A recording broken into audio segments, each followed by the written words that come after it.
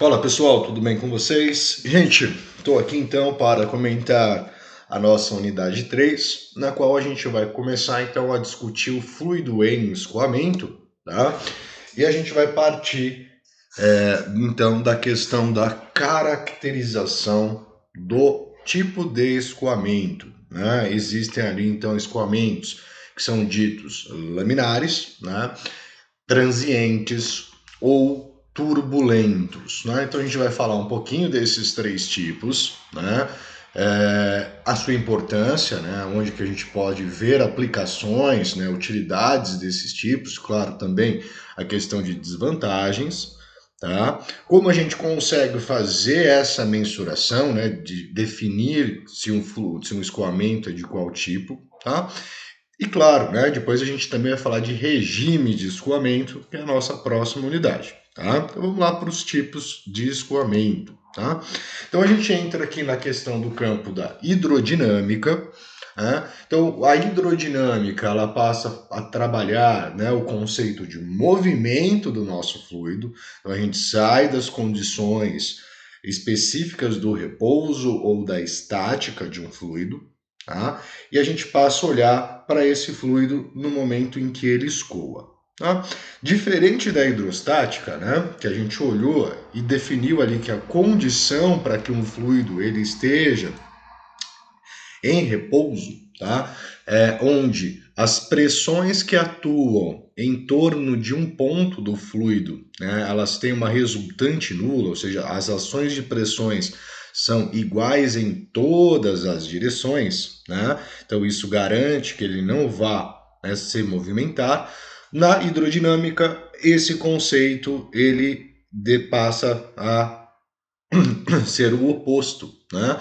Então quando eu tenho uma pressão atuante no nosso ponto, que ela é superior às pressões exercidas, né, nas outras direções, isso vai gerar uma resultante de pressão diferente de zero, gerando então o escoamento e o sentido de fluxo, né? Então note que eu tenho uma pressão muito grande atuando, né, representada aqui por esse vetor de maior comprimento, né? Duas outras, né? Coloquei apenas três, mas duas outras nos outros dois sentidos, e essas duas pressões, né, somadas é menor que esta pressão que atua desse lado, né? Então elas não conseguem resistir à tensão gerada por ela e o fluido vai gerar um escoamento no sentido dessa pressão resultante, tá? Então o fluido ele vai escoar nesse sentido. Se a pressão resultante fosse no sentido oposto, o fluido ele escoaria no sentido contrário.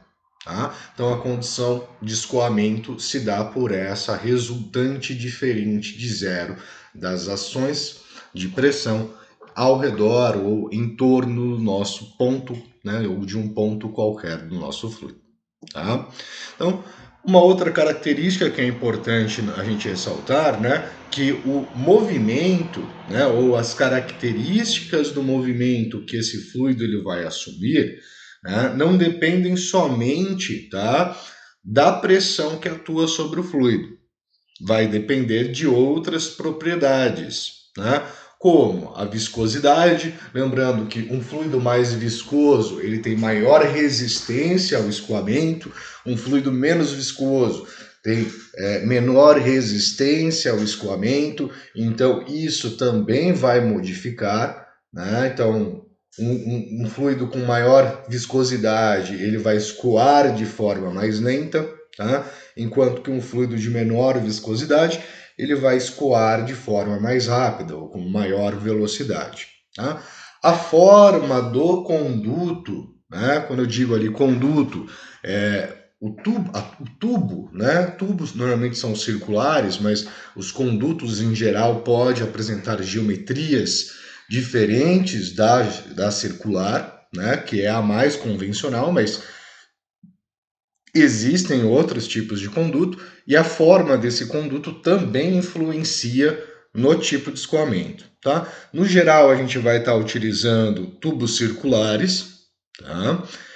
E em casos não circulares, a gente vai ver que existe uma forma ali de a gente fazer uma conversão de equivalência né, para tubos que não são circulares, para tubos para um diâmetro hidráulico equivalente a um tubo circular, para a gente poder fazer a caracterização do escoamento.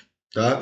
A forma do conduto de transporte também influencia, tá? A velocidade do escoamento também vai influenciar, tá? E outras ali propriedades que serão apresentadas ao longo do nosso estudo dessas características, tá? Então, a viscosidade tem um papel de suma importância porque ela representa a resistência do fluido às tensões cisaliantes e, assim, ao movimento do fluido, tá? Então, essa introdução ali falando da questão da nossa hidrodinâmica, tá? Para não ficar o vídeo muito grande, tá, gente? Eu já vou terminar esse daqui e já vou para o próximo falando de outra parte, tá bom? Até daqui a pouquinho.